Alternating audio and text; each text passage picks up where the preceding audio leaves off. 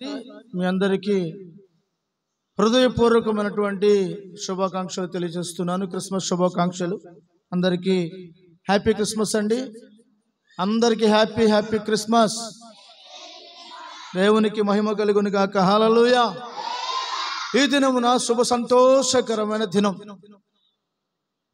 ఈ పండుగ వాతావరణంలో మనం ఉన్నాము. ఇంకా ఈ రోజుతో ఇది చివరి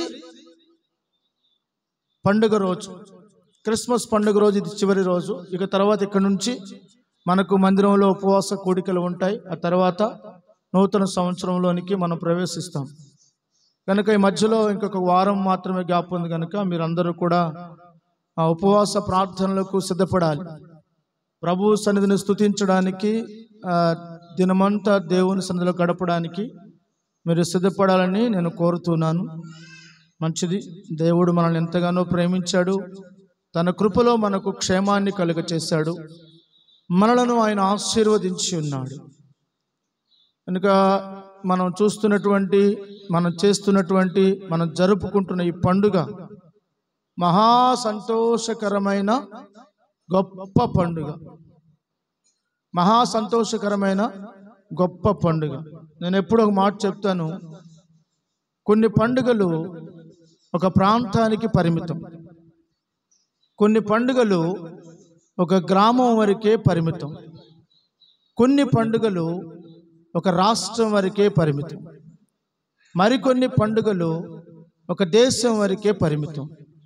కానీ ఈ క్రిస్మస్ అనే ఈ పండుగ క్రైస్తవులకు ప్రాముఖ్యమైన పండుగలు మూడు పండుగలు. ఒకటేంటి? క్రిస్మస్. రెండో జనవరి. రెండో పండుగ ఏంటి? మూడవది రెండు ఈస్టర్, మూడు పెస్ట్రా.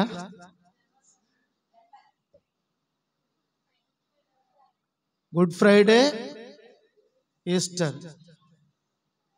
పండుగలు గుర్తు లేకపోతే ఎట్లా మీకు? మనకున్నాయే మూడు పండుగలు. ఆ మూడు కూడా ఒకసారిగా గుర్తుపెట్టుకోకపోతే ఎట్లా? మొదటిదేంటి? క్రిస్మస్ పండుగ. రెండవదేంటి? Good Friday. మూడవదేంటి? ఈస్టర్ పండుగ. కనుక మనకి ఈ మూడు పండుగలు ప్రాముఖ్యమైన పండుగలు. కనుక ఈ క్రిస్మస్ పండుగ యావత్ ప్రపంచం అంతా జరుపుకునే పండుగ. యావత్ ప్రపంచం, భూమి మీద ఉన్నటువంటి సకల ప్రాంత ప్రజలు, సకల ప్రాంతాలలో, సకల దేశంలో ఉన్నటువంటి అన్ని దేశాల్లో ఉన్నటువంటి వారందరూ జరుపుకునే ఏకైక పండుగ క్రిస్మస్ పండుగ.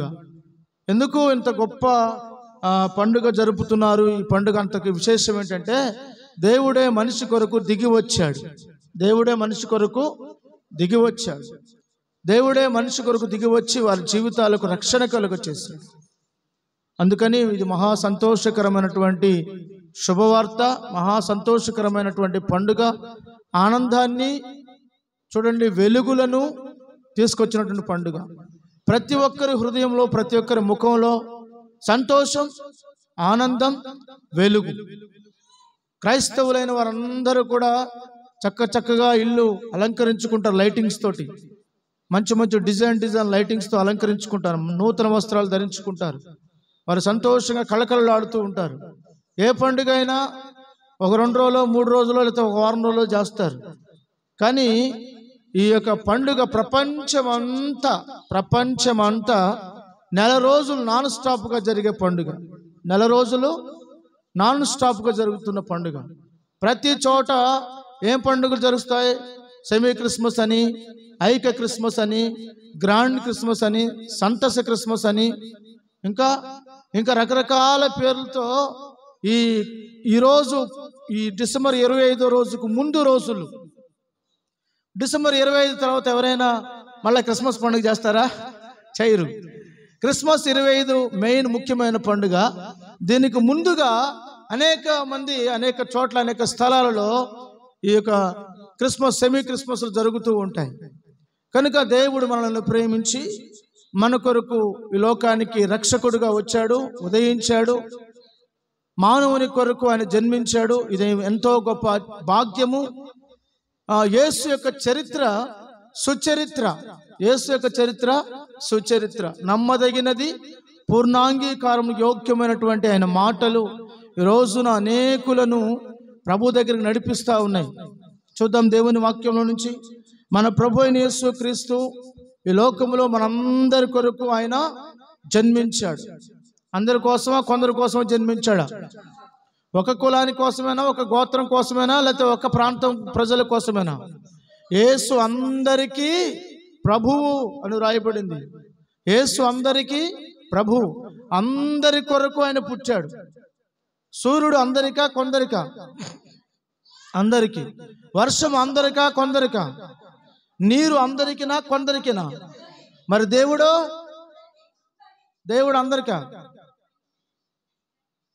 దేవుడు కొంతమందికే కదా, కొంతమందికైనా అందరికీనా?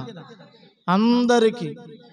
యేసు మాత్రం అందరికీ. ఆయన దగ్గరికి సకల ప్రజలు, సకల జాతి వారు, సకల భాషలు మాట్లాడేవారు, సకల ప్రాంత ప్రజలు యేసు దగ్గరికి వస్తున్నారు. ఎందుకని? ఆయనలో కులం లేదు, మతం లేదు, రంగు లేదు, దేశ భాష లేదు, అందరూ ఒకటే. అంతేనా కదా? పెద్ద కులం వాడికి వస్తే ఏ రక్తం వస్తుంది? చిన్న కులం వాడికి వస్తే ఏ రక్తం వస్తుంది? ఒకటే వచ్చేది రక్తమే. ఆండు కోసినా ఈండు కోసినా వచ్చేది ఒకటే. తెగిందనుకో చెయ్యి కోసేది, అది ఒకటే రక్తం. కానీ ఈ కులాలు అనేవి మనుషులు పెట్టుకున్నాయి, దేవుడు పెట్టినవి కావు.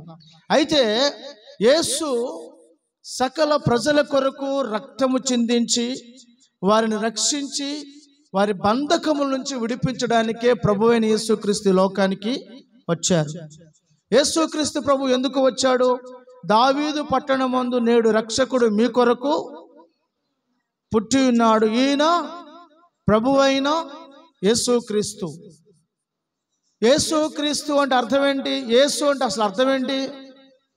యేసు అంటే రక్షకుడు అని అర్థం. క్రీస్తు అంటే అభిషక్తుడు. దేవుని వాక్యం రాయబడింది, ఆయన తన ప్రజలను వారి పాపముల నుండి, మత్తయి సువార్త 1వ అధ్యాయము 21వ వచనం,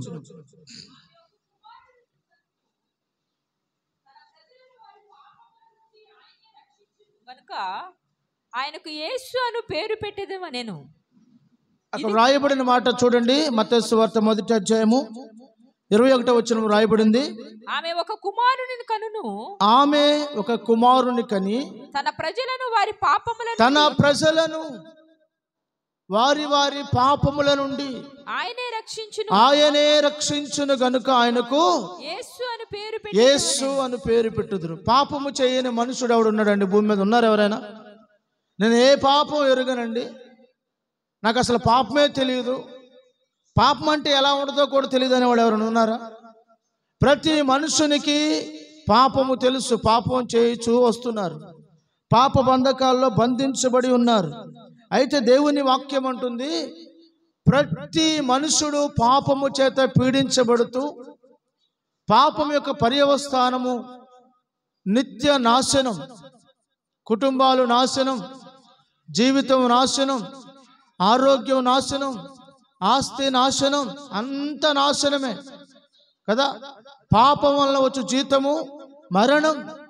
అయితే ప్రభు అయిన యేసుక్రీస్తు మరణములో బంధించబడి శాపము చేత నలిగిపోతున్న మనుష్యుని రక్షించడానికి యేసయ్య ఈ లోకానికి వచ్చి వారి కొరకు ఆయన మరణించి వారిని పట్టి పీడిస్తున్న బంధకాల నుంచి విడిపించి రక్షణ కలుగ చేయడానికి వచ్చాడు. యేసు ఎందుకు వచ్చాడండి? ఎందుకు వచ్చాడు యేసుక్రీస్తు ప్రభు? రక్షించడానికి వచ్చాడు. నీ కర్మరాను సావు అనడానికి రాలేదు, లేకపోతే తొక్కిపడడానికి రాలేదు, చంపడానికి రాలేదు, సంహారం చేయడానికి రాలేదు. ఆయన ఈ రోజున మనం దేవుని వాక్యంలో చూస్తున్నాం, ఎక్కడి నుండి ఎక్కడి వరకు, ఢిల్లీ నుండి గల్లీ వరకు, కాశ్మీర్ నుండి కన్యాకుమారి వరకు, ప్రతి గల్లీలో, ప్రతి చోట, ప్రతి స్థలంలో ప్రతి మనుషుని హృదయాన్ని యేసయ్య గెలుచుకుంటున్నాడు. యేసయ్య ఏం చేస్తున్నాడు? ప్రతి హృదయాన్ని గెలుచుకుంటున్నాడు, ఆకర్షించుకుంటున్నాడు, మార్చుచున్నాడు. కరడు కట్టినటువంటి మనుషులను, నరమాంస భక్షకులను, వారిని సహితము దేవుడు మారుస్తున్నాడు. జైల్లో ఎన్ని సంవత్సరాలు పెట్టినా మార్పు చెందని వారు వాక్యము ద్వారా మార్పు చెందుతున్నారు. త్రాగుడుకు బానిస అయిపోయిన వాళ్ళు త్రాగుడు నుండి విడుదల పొందుతున్నారు యేసయ్య మాట వలన. అంటే ఆయన మాటలు ఏముంది? శక్తి ఉంది. ఆయన మాటలు ఏముంది? జీవం ఉంది. ఆయన మాటలు ఏముంది? బలం ఉంది. ఆయన మాట శక్తివంతమైనది కనుక ప్రేమ చేత ప్రతి హృదయాన్ని యేసయ్య ఏం చేస్తున్నాడు? గెలుచుకుంటున్నాడు, ఆకర్షించుకుంటున్నాడు, రక్షిస్తున్నాడు, వారి జీవితాల్లో మార్పు తీసుకొస్తున్నాడు. వారిని దేవుడు వారి చాలా మంది ఏమన్నా తెలిసిన, అది నీకు తలరాతరా, దేవుడు రాసిన తలరాత, నీ కర్మ అంటే అనుభవించు కదా. చాలా మంది అనుకుంటుంటారు, నేను నా బ్రతుకు ఇంతే, నా తలరాత ఇంతే, నా బిడ్డల బతుకు ఇంతే, నేనింతే అని అనుకుంటూ ఉంటారు. యేసయ్య ఏమన్నా తెలిసిన, నేనున్నాను నీతో, నీ తలరాతను మార్చేవాడిని అంటున్నాడు. హల్లెలూయా, హల్లెలూయా. తలరాత ఇంతేనని, తరువాత ఏమోనని, రేపటిని గూర్చి చింతించుచున్నావా? తలరాత ఇంతేనని, తరువాత ఏమోనని, రేపటిని గూర్చి చింతించుచున్నావా? చింతించకన్నా యేసు మాటను మరచావా? మారాను మధురంగా మార్చెను చూసావా? చింతించకన్నా యేసు మాటను మరచావా? మారాను మధురంగా మార్చెను చూసావా? కన్నీరేలమ్మా కరుణించు యేసు నిన్ను విడువాబోరమ్మా. కలవరపడకమ్మా కరుణించు యేసు నిన్ను విడువాబోరమ్మా. హల్లెలూయా. కనుక చాలా మంది ఏమనుకుంటున్నారంటే, నా తలరాత ఇంతే, నా బ్రతికింతే, నేను పురుగంటి వ్యక్తిని, నేను ఒక పురుగుని ఏమనుకుంటున్నారండి. చాలామంది ఏమన్నా పురుగు లాంటి జీవితం అన్నది. నన్ను ఎవరు ప్రేమిస్తారండి? నా మీద జాలు చూపించేవారు ఎవరండి? నేనంటే ఇష్టపడేవారు ఎవరండి?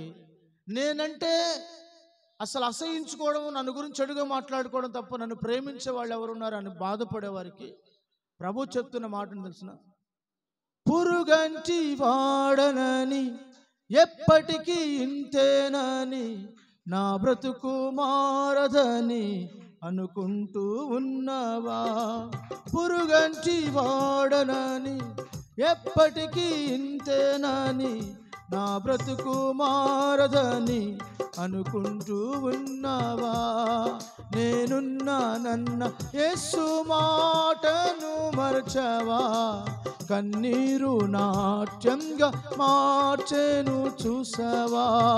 నేనున్నానన్న యేసు మాటను మరచావా? కన్నీరు నాట్యంగా మార్చెను చూసావా? కన్నీరేలమ్మా కరుణించు యేసు నిన్ను విడువాబోరమ్మా. కలవరపడకమ్మా కరుణించు యేసు నిన్ను మరువాబోరమ్మా. ఎవరు నిన్ను మర్చిపోయినా యేసే నిన్ను మర్చిపోడు. ఎవరు నిన్ను విడిచిపెట్టినా యేసే నిన్ను విడిచిపెట్టడు. నువ్వే చాలాసార్లు దేవునికి దూరంగా వెళ్ళిపోతుంటావు అంతే. చాలామంది విశ్వాసులు కూడా సంఘానికి దూరంగా వెళ్ళిపోతుంటారు. కానీ సేవకుడు ఎప్పుడు కూడా త్రోసివేయడండి. వద్దనడు సేవకుడు. దేవుని ప్రేమ సేవకుని ప్రేమ ఒకటే. త్రోసివేయుడు, కాదనడు, రావద్దు అనడు. కనుక మరలా చేర్చుకొని యేసయ్య ప్రేమించినట్లుగా మిమ్మల్ని ప్రేమించేవాడే సేవకుడు. కనుక దేవుని వాక్యం ఉంటుంది, తన ప్రజలను వారి పాపముల నుండి, తన ప్రజలు అంటున్నాడు. ఎవరంటే మనమందరం ఎవరము? మనమందరం ఎవరమండి? యేసయ్య పిల్లలం, యేసయ్య రక్తంలో కడుగబడిన వారం, యేసయ్య బిడ్డలం. యేసయ్య మనందరి కొరకు రక్తం చిందించాడు. యేసయ్య మనందరి కొరకు మరణించి తిరిగి లేచాడు. యేసుక్రీస్తు ప్రభువు ఒక్కడు మాత్రమే కత్తి పట్టలేదు, యుద్ధానికి సై అనలేదు, ఆయుధము ధరించలేదు. అర్థమవుతుందండి? కత్తి పట్టలేదు, యుద్ధానికి సై అనలేదు, ఆయుధము ధరించలేదు. కానీ ఆయన ప్రేమ చూపించి ప్రతి మనిషిని బాగు చేశాడు. ఏం చేశాడు యేసయ్య? బాగు చేశాడు. వ్యాధిగ్రస్తులను బాగు చేశాడు. కుంటి వారిని నడవగలిగేటట్లు చేశాడు. చెవిటి వాడిని నన్ను వినగలిగేటట్లు చేశాడు. నాలాంటి చెవిటి వాళ్ళని దేవుడు ఎంతమంది బాగు చేశాడు.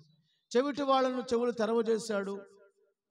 గుడ్డి వారి యొక్క కళ్ళు తెరిచాడు. చచ్చిన వారిని లేపాడు. ఆయన చేసిన అద్భుతాలు ఎన్నో ఎన్నో ఎన్నో. ఎందుకని అంటే వారి పాపము వలన వచ్చు జీతం మరణం. శాపగ్రస్తమైన ఆ బ్రతుకు నుండి యేసయ్య మనల్ని విడిపించి తన కృపకు సాక్షిగా తన సన్నిధిలో మనలను నిలబెడుతూ ఉన్నాడు. దేవునికి మహిమ కలుగును గాక. హల్లెలూయా, హల్లెలూయా. చూడండి, పరిశుద్ధ గ్రంథంలోంచి యేసు క్రీస్తు ప్రభు ఈ లోకములోనికి రక్షకునిగా ప్రపంచాన్ని రక్షించడానికి, యావత్ ప్రపంచాన్ని, ప్రజలందరినీ, సకల గోత్రాలు, దేవుని వాక్యం రాయబడింది ప్రకటన గ్రంథంలో.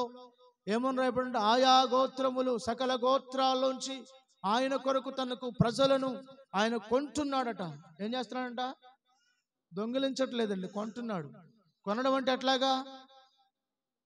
ఎట్లా కొంటున్నాడు యేసయ్య మనల్ని? చాలా మంది అనుకుంటారు డబ్బులు ఇచ్చి కొనేస్తున్నారండి. డబ్బులు ఇచ్చి ఎవరిని కొనలేమండి. డబ్బులు ఇచ్చి ఎవరిని కొనలేం. రకరకాల ఆలోచనలు మనిషి యొక్క మదిలో ఉంటాయి.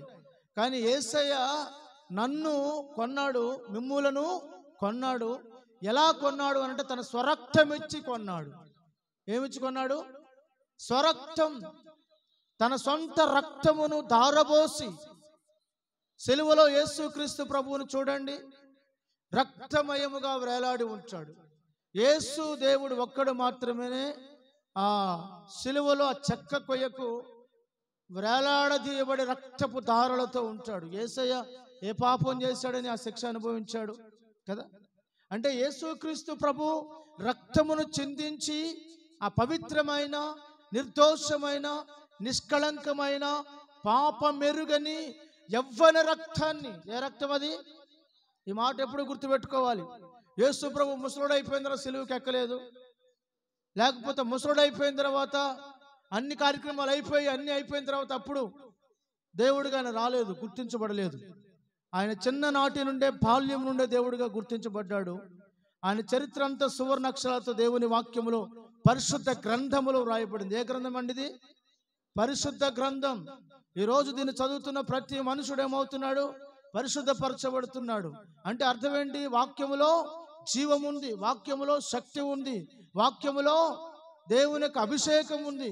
ప్రతి మనిషిని, చదువుతున్న ప్రతి మనిషిని, ప్రార్థిస్తున్న ప్రతి మనిషిని ఈ యొక్క యేసయ్య మాటలు, యేసయ్య రక్తం ఏం చేస్తుంది? శుద్ధి చేస్తుంది, పరిశుద్ధపరుస్తుంది. కాబట్టి యేసుక్రీస్తు ప్రభు ఈ లోకానికి రక్షకుడుగా వచ్చాడు. రక్షకుడుగా వచ్చిన ఆయన ఏం చేస్తున్నాడు? తన ప్రజలను వారి పాపముల నుండి ఆయన విడిపించుచున్నాడు గనుక ఆయనకు యేసు అను పేరు పెట్టుదురు. దేవునికి స్తోత్రం. ఇంకా యేసుక్రీస్తు ప్రభు ఈ లోకానికి ఎలా వచ్చాడండి? ఏ విధంగా వచ్చాడు? దేని కొరకు వచ్చాడు? అని ఏం చేశాడు? ప్రవక్త నుండి దైవజనుడైన యోహాను మాట్లాడుతూ అంటున్నాడు. యోహాను సువార్త 1వ అధ్యాయము 29వ వచనం చదువుకుందాం. యోహాను సువార్త 1వ అధ్యాయము 29వ వచనం. మరునాడు యోహాను యేసు తన యొద్దకు రాగా చూచి ఆయనను చూచి అంటున్నాడు, ఇదిగో లోక పాపములను మోసుకుని పోవు దేవుని గొర్రె పిల్ల. యేసుక్రీస్తు ప్రభు ఈ లోకానికి ఎలా వచ్చాడు? గొర్రె పిల్లగా వచ్చాడు. ఎలా వచ్చాడండి యేసుక్రీస్తు ప్రభు? ఎలా వచ్చాడు? రాక్షసుడిగా వచ్చాడా? రాక్షసుడా యేసు ప్రభు? ఎంత రక్షకుని మనం కలిగి ఉన్నామండి. ఇది మన భాగ్యం, ఇది మన ధన్యత, ఇది మన గొప్పతనం. దేవుడు మనకిచ్చిన గొప్ప ధన్యత. ఆయన లోకములోనికి వచ్చేటప్పుడు సాధువైన, మృదువైన గొర్రె పిల్లవలే వచ్చాడు. ఎలా వచ్చాడు? సాధువైన, మృదువైన గొర్రె పిల్లవలే వచ్చాడు. దీనుడుగా వచ్చాడు. ఎంత తగ్గించుకున్నాడు? దేవుని వాక్యంలో రాయబడింది, పరిశుద్ధ లేఖనాల్లో రాయబడింది, పరిశుద్ధ గ్రంథంలో స్పష్టంగా ఉంది. ఏమనుంది? నేల నుండి మట్టిని తీసి నరుని చేసి బొమ్మను చేసి ఆ బొమ్మలో జీవవాయువును ఊదగా నరుడు జీవాత్మ ఆయను, జీవించు ప్రాణి ఆయను కదా. మట్టిని తీసి బొమ్మ చేసి జీవవాయువును ఊదినప్పుడు మనుషుడేమయ్యాడట? జీవించు ప్రాణి అయ్యాడట. మరి అటువంటి మనుషుని దేవుడే తన స్వహస్తాలతో చేశాడు. చూడండి, అప్పుడప్పుడు అంటారు కదా, నల్ల బంగారం అంటుంటారు, ఎర్ర బంగారం అంటుంటారు. నల్లగా ఉన్నవాళ్ళు చూసి నల్ల బంగారం, తెల్లగా ఉన్నవాళ్ళు చూసి ఎర్ర బంగారం అంటుంటారు. దేవుడు ఏంట్రా కొంచెం ఎర్రమట్టితో చేశాడా, నన్నేమో నల్లమట్టితో చేశాడు అనుకుంటుంటారు కొంతమంది అప్పుడప్పుడు చూసి. బాధపడకండి, దేవుడు మనకి ఏ రూపం ఇచ్చినా ఆ రూపం ఎవరిదే? ఏ రూపం? యేసే మనకి ఏ రూపాన్ని ఇచ్చాడు? జంతువుల యొక్క పశువుల యొక్క రూపాలు దేవుడు మనకి ఇచ్చాడా? ఇవ్వలా. మన అందరిని తన రూపంలో, దేవుని వాక్యం రాయబడింది, స్పష్టంగా రాయబడింది ఆది కాండంలో, ఆయన తన రూపములో తన పోలిక చొప్పున మనలను చేశాను. ప్రభువు మనల్ని ఎంత చక్కగా చేశాడండి.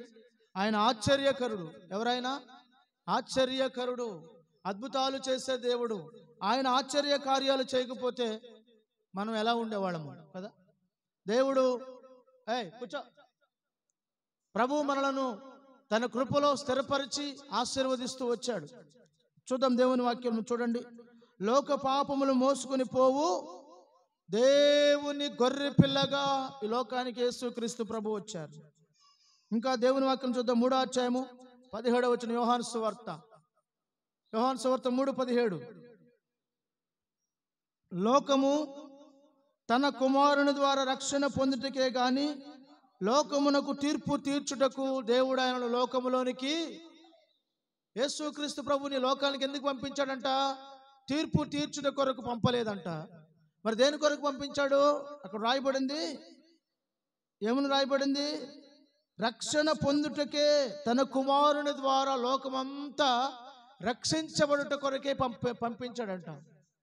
యేసుక్రీస్తు ప్రభు ఎందుకు వచ్చాడు? లోకమంతా సంపాదించడానికి, లోకంలో ప్రతి వ్యక్తిని సంపాదించడానికి.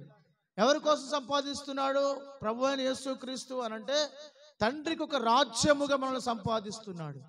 ఆయన భుజముల మీద రాజ్యభారం ఉంది. యేసు ఎవరు? రాజు. యేసు ఎవరు? రాజు. ఏ రాజు? మీ ఊర్లో కనబడే రాజా? లేకపోతే మీ ఇంటి పేరు, మీ ఇంటి పక్కన ఉంటారు రాజు అని పేరు పెట్టుకున్న వాళ్ళ? కొంతమంది రాజులు ఉంటారు. వాళ్ళు దేనికి రాజులు చెప్పనా? తిరుగుబోతు రాజులు, త్రాగుబోతు రాజులు, పేకాట రాజులు. కనుక అటువంటి రాజులుగా మనం ఉండకూడదు. మనము, ప్రభువు చెప్తున్నాడు, ఆయన ఈ లోకానికి రాజుగా ఉదయించాడు. ఎలా ఉదయించాడు? రాజుగా. ఆయన రాజ్యము పవిత్ర రాజ్యం, ఆయన పరిశుద్ధుడు. అందుకే దేవుని వాక్యం రాయబడింది, నేను పరిశుద్ధుడను గనుక మీరును సమస్త ప్రవర్తన యందు పరిశుద్ధులై ఉండుడి. అంటే యేసయ్య మనల్ని ఎందుకు ప్రేమించాడు అనంటే, యేసయ్య మన నుండి ఏం కోరుతున్నాడు అనంటే, మనల్ని ఎందుకు రక్షించాలి? ఆయనకి ఏం అవసరం? మనల్ని రక్షించవలసినంత అవసరం ఆయనకి ఏంటి? చూడండి, చాలా మంది ఉంటారు మనకు తెలిసిన వాళ్ళు కదా, బంధువులు ఉంటారు, చాలా మంది రక్త సంబంధికులు ఉంటారు, తెలిసిన వాళ్ళు ఉంటారు, అయిన వాళ్ళు ఉంటారు, స్నేహితులు ఉంటారు కదా. వీళ్ళంతా మనల్ని ప్రేమిస్తారా? ఒకవేళ ప్రేమించినా కొద్ది కాలం ప్రేమిస్తారు, తర్వాత విడిచిపెట్టేస్తారు. వాళ్ళలో నిజమైన ప్రేమ కనిపించదు. నిజమైన ప్రేమ కనిపించదు. మరి నిజమైన ప్రేమ ఎక్కడ అని మనం దొరుకుతుంది అని తిరుగులాడితే, నిజమైన ప్రేమ యేసయ్యలో మాత్రమే మనకు కనబడుతుంది. ఎక్కడ చెప్పాలి? ఎక్కడ కనబడుతుంది? యేసయ్యలో మాత్రమే నిజమైన ప్రేమ కనబడుతుంది. ఆయన ప్రేమ స్వార్థపూరితమైన ప్రేమ కాదు. ఆయన ప్రేమ నీ నుండి ఏది ఆశించే ప్రేమ కాదు. అర్థమవుతుందండి? యేసు ప్రభుకి ఏం కావాలి చెప్పాలి? యేసు ప్రభు ఏం కోరుకున్నాడు? యేసు ప్రభు ఏం కోరుతున్నాడు? అందరూ కోరుకున్నట్లుగా యేసు ప్రభు కోరుతున్నాడా?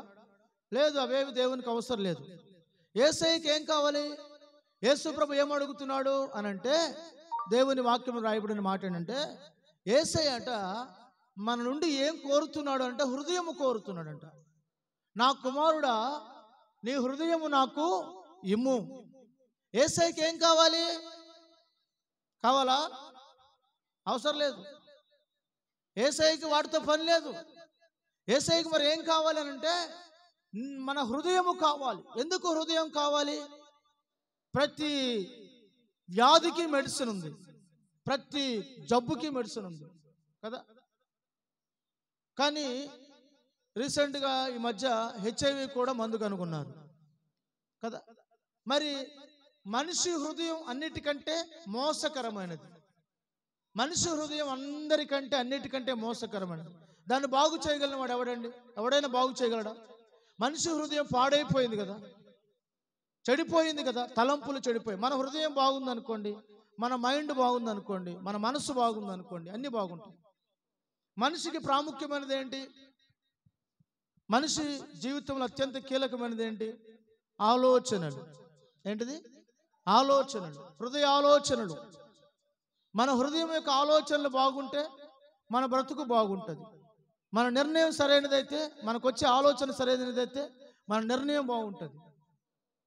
ఇప్పుడు ఒక వ్యక్తి ఊరు వెళ్ళాలనుకోండి, అతడు పొద్దున్నే లేచి విజయవాడ వెళ్ళాలని చెప్పి రెడీ అవుతాడు. బస్ స్టాండ్కి వెళ్ళి విజయవాడ బస్సు ఎక్కుతాడు, తిన్నగా విజయవాడ దిగుతాడు. అతని ఆలోచన బాగుంటే అతని గమ్యస్థానం బాగుంటుంది. కానీ ఒక వ్యక్తి యొక్క ఆలోచనలు పాడైపోయినాయి అనుకోండి, చెడిపోయినాయి అనుకోండి, ఆలోచనలు ఎక్కడి నుంచి పుడతాయి? హృదయంలోంచి పుడతాయి. ఎక్కడి నుంచి? హృదయంలో నుండి. కనుక హృదయంలో నుండి ఆలోచనలు వస్తాయి. కనుక ఈ ఆలోచనలు కనుక పాడైపోయినాయి అనుకో, హృదయం పాడైపోయింది అనుకోండి, నీ ఆలోచనలు కూడా పాడైపోతాయి. నీ ఆలోచనలు కూడా పాడైపోతాయి. టీవీలో మనం ఎన్ని చూడలేదు, ఎన్ని వార్తలు చూడలేదు, వాయా వరుసలు తప్పి, క్రమం తప్పి, అక్రమాలు నడుచుకుంటూ, ఆస్తి కోసం అన్నదమ్ముల మధ్యలో, అక్కచెల్లెల మధ్యలో భయంకరమైన గొడవలు, తగాదాలు, కొట్లాట్లు, విడిపోవడం. కానీ ఇవన్నీ ఎందుకు జరుగుతున్నాయంటే హృదయం యొక్క పరిస్థితి బాగోనందువలన. అందుకని యేసయ్య ఏమన్నాడంటే, నీ హృదయము నాకిమ్ము, ఇంకేమొద్దు. నేనుండి యేసయ్య అడగట్లేదు, నేనుండి ఒకే ఒక్కటి అడుగుతున్నాడు. నీ హృదయం పాడైపోయిన నీ హృదయాన్ని, చెడిపోయిన నీ హృదయాన్ని, పాపపాస్యములో చిక్కుకున్న నీ హృదయాన్ని, గాఢాంధకారంలో నీ హృదయాన్ని, బంధకాల్లో బంధించబడిన నీ మనసు, నీ హృదయాన్ని ప్రభు విడిపించడానికే వచ్చాడు.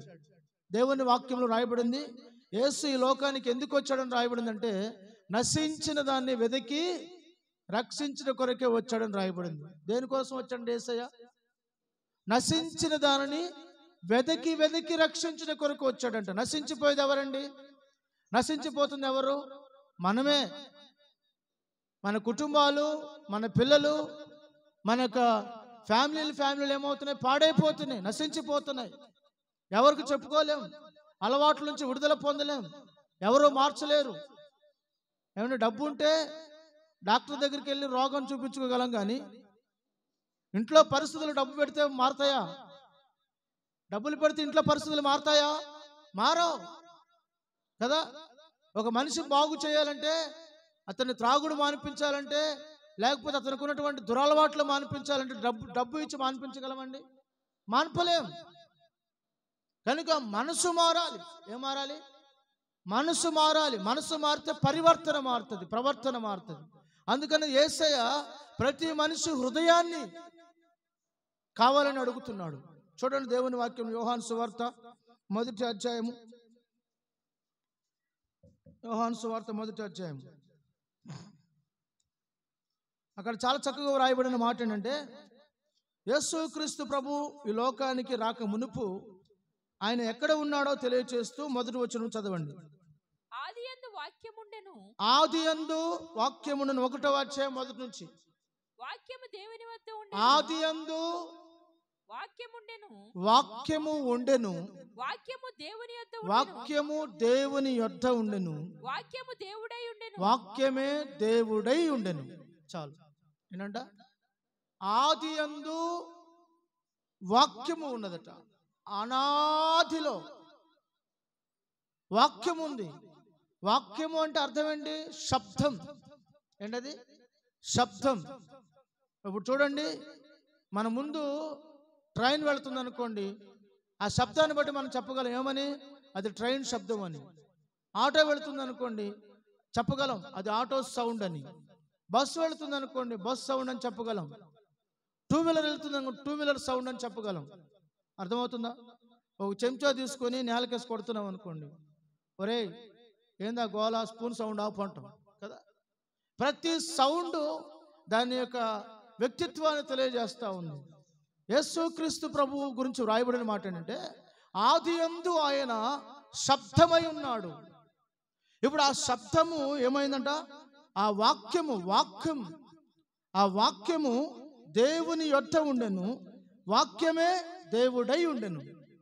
ఆ వాక్యే దేవుడు, దేవుడే వాక్యము, వాక్యమే దేవుడు, వాక్యమే దేవుడు. ప్రకటన గ్రంథంలో రాయబడింది, వాక్యము అను నామము ఆయనకు పెట్టబడెను. ఆయనకు వాక్యము అనే పేరట. యేసుకు ఎన్నో బిరుదులు ఉన్నాయి, యేసయ్యకు ఎన్నో బిరుదులు ఉన్నాయి. Praise the lord. యేసు ప్రభువుకి అసలైన పేరని చెప్పండి. ఉందా యేసయ్యకు ఏదైనా పేరు? లేదు. యేసయ్యకు అసలైన పేరు ఏదీ లేదు. ఎందుకని? ఆయనకున్న ఒకే ఒక్క పేరు వాక్యము. ఏంటది? వాక్యము. ఆయనే వాక్యం, ఆయనే శబ్దం, ఆయన ద్వారా. అందుకే రాయబడిన చూడండి, పరిశుద్ధ గ్రంథం ఎంత క్లియర్గా చెప్తుందో దాన్ని చూడండి. 2వ వచనం, ఆయన ఆదియందు దేవుని యొద్ద ఉండెను, సమస్తమును ఆయన మూలముగా కలిగెను, కలిగి ఉన్నదేది ఆయన లేకుండా కలగలేదు. అదిగో ఇప్పుడు ఆ వాక్యములో ఏముందంట? జీవం. ఏముందంట? జీవం. ఈ మధ్య సైంటిస్టులు కనుకొని బిగ్ బ్యాంగ్ జరిగింది, ఆ బిగ్ బ్యాంగ్ ద్వారా అంత విస్ఫోటనం అయ్యి జీవం వచ్చిందని చెప్తున్నారు. ఆ మాట బైబిల్ ఎప్పుడో చెప్పింది కదరా నాయన అంటున్నాను. దేవుని వాక్యం ఎప్పుడో చెప్పింది. వాక్యమే సమస్తము కలుగ చేసింది. ఆయన ద్వారా, ఆయన నుండి సమస్తము కలిగెను, కలిగి ఉన్నదేదియు ఆయన లేకుండా కలగలేదు. ఆయనలో జీవం ఉండెను, మనుషులకు వెలుగై ఉండెను. అది ఆయనలో ఏముందంట? జీవం. అంటే ఆయనలో ఉన్న జీవం జీవింపచేసేది. దేవునిలో ఏముండాలి? జీవం ఉండాలి. దేవుడు జీవాత్మై ఉండాలి. దేవుడు ఏమై ఉండాలి? జీవాత్మ, జీవింప చేసేవాడు. దేవుడు జీవాత్మ గనుక, జీవింప చేయవాడు గనుక ఆయనకు మరణం అనేది లేదు.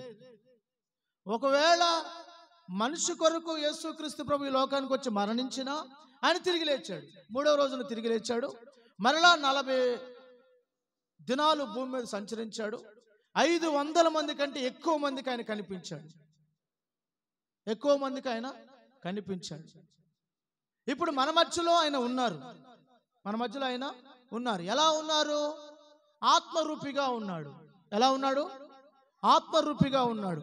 ఆయన లేకపోతే, యేసు గనుక ఆత్మస్వరూపిగా లేకపోతే ఈరోజు మనం రక్షణలోకి వచ్చేవాళ్ళం కాదు, మందిరాలు ఉండేవి కావు, ప్రజలు రక్షణ పొందేవారు కాదు, బాప్తిజాలు పొందేవారు కాదు, అన్నిటికంటే ముందు వారు స్వస్థత పొందేవారు కాదు, విడుదల పొందేవారు కాదు.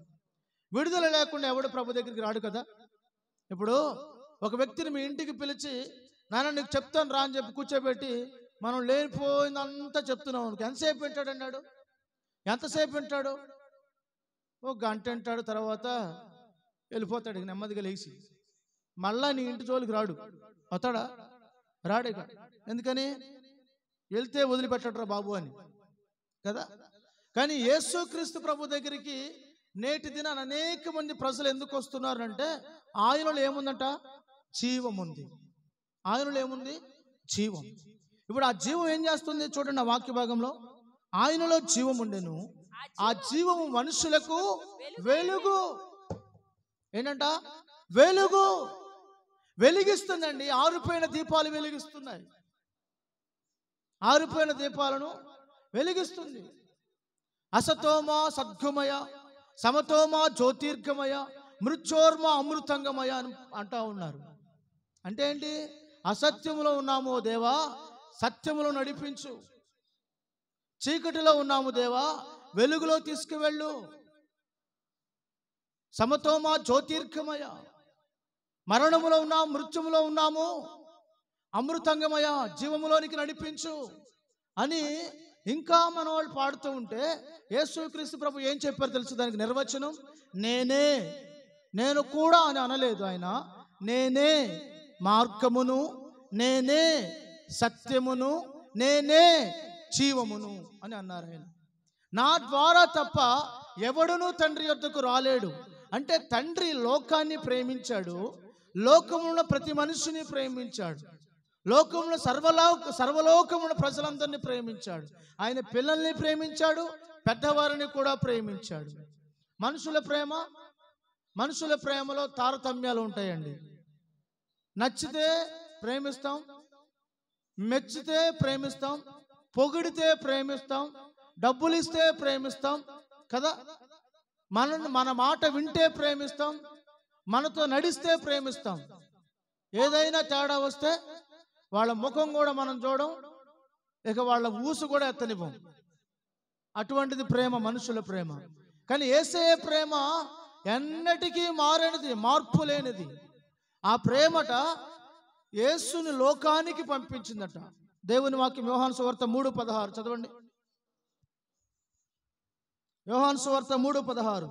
దేవుడు లోకమును ఎంతో ప్రేమించెను, కాగా ఆయన తన అద్వితీయ కుమారునిగా పుట్టిన వాని యందు విశ్వాసముంచు ప్రతి వాడును నశింపక నిత్య జీవం పొందినట్లు ఆయనను అనుగ్రహించెను. లోకము తన కుమారుని ద్వారా రక్షణ పొందుటకే గాని లోకమునకు తీర్పు తీర్చుటకు లోకములోనికి ఆయనను పంపలేదు. ఈ వాక్య భాగములో దేవుడు లోకాన్ని ఎంత ప్రేమించాడంట? ఎంత ప్రేమించాడండి? ఎంత ప్రేమించాడా? ఎంత ప్రేమించాడా యేసయ్య లోకాన్ని? ఎంత ప్రేమించాడా? కొంతమంది అంటారు, ఇంత అన్నం పెట్టమ్మా చాలు, ఇంత అన్నం పెట్టమ్మా, ఇంత పచ్చడి అయ్యమ్మా అంటుంటారు కదా. కానీ లోకాన్ని దేవుడు ఎంత ప్రేమించాడంట? ఎంత ఎంత ఎంత ఎంత ప్రేమించాడు యేసయ్య లోకాన్ని? ఎంతో ప్రేమించాడంట. ఎంతో అంటే తూర్పుకి పడమరికి ఎంత దూరమో, భూమికి ఆకాశమునకు ఎంత దూరమో అంత ఉన్నతంగా ప్రతి మనుషుని ప్రేమించాడు. మరి మనవాళ్ళ ప్రేమ రకరకాల ప్రేమ. మీది తక్కువ జాతి అండి, మీది చిన్న జాతి అండి, మీది ఇక రాగాలు తీసి మరి చెప్తుండ, మీ ఆళ్ళ మేమా అనుకుంటూ ఉంటాం కదా. కానీ యేసయ్య ప్రేమ మార్పు లేని ప్రేమ. యేసయ్య ప్రేమలో ఏ విధమైనటువంటి తారతమ్యాలు ఉండవు. అందరినీ ఒకేలా చూస్తాడు యేసయ్య. దేవునికి స్తోత్రం, హల్లెలూయా. కాబట్టి యేసయ్య ప్రేమ లోకాన్ని ప్రేమించింది. తండ్రి లోకాన్ని ప్రేమించి తన ఏకైక కుమారుని లోకములోనికి పంపాడు.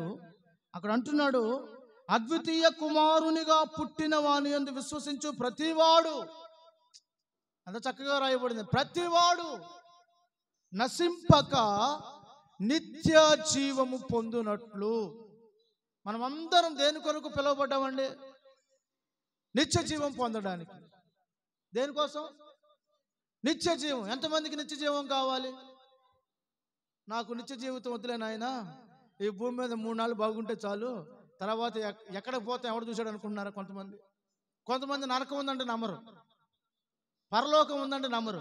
అవన్నీ ఎవడు చూశాడులేండి, అవన్నీ ఉత్తి మాటలే అంటుంటాడు. ఇంకొకడు మరీ దారుణంగా అసలు దేవుడే లేడని అంటాడు ఒకడు. దేవుడే లేదు అంటాడు ఒకడు. దేవుడు లేదు, దెయ్యం లేదండి, మనమే దేవుళ్ళు, మనమే దెయ్యాలం అంటుంటాడు ఒకడు. మరి విచిత్రంగా వాళ్ళకు ఒక ప్రశ్న వేస్తున్నా, వెలుగుందా?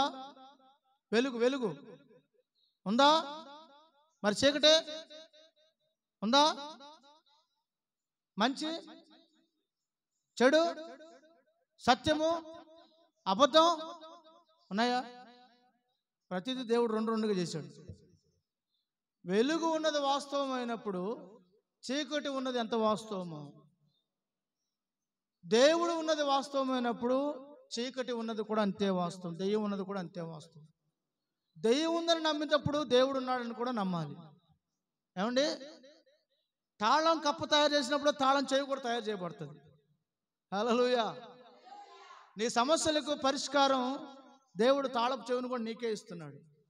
తీసుకోవడం, దాన్ని ఓపెన్ చేసి బాగు చేసుకోవడం చేతకాట్ల, నీకు అంతే తేడా. బాగు చేసుకోవడం, జీవితం బాగు చేసుకోవడం చేతకాట్ల నీకు. అక్కడికని ఇక్కడికని తిరిగి తిరిగి తిరిగి వేసారిపోతున్నావు, సమస్యలిపోతున్నావు. నా కర్మ, నా తలరాత, దేవుడు రాశాడు ఇంతే, నా బతికింతే అని అనుకున్నావు తప్ప అస్సలు నీ జీవితంలో దేవుడు చేసిన ఆ మేలు గుర్తించలేకపోతున్నావు. ఈ రోజున ప్రభు దగ్గరికి రావడంలో గొప్ప సంగతి ఏంటి చెప్పనా? ప్రభువే నన్ను వెతుక్కుంటూ వచ్చాడు, ప్రభువే నా జీవితాన్ని రక్షిస్తూ వచ్చాడు, నాకు విడుదలనిచ్చాడు. లేకపోతే ఏ చీకట్లోనో ఏ భయంకరమైనటువంటి పాపములోనూ ఉండేవాళ్ళం కదా. మా వంశమే, మేము పుట్టిందే ఒక పాము కడుపును పుట్టాం. ఏ కడుపును పుట్టాం? పాము కడుపును పుట్టాం. పాము సంతానం మాది.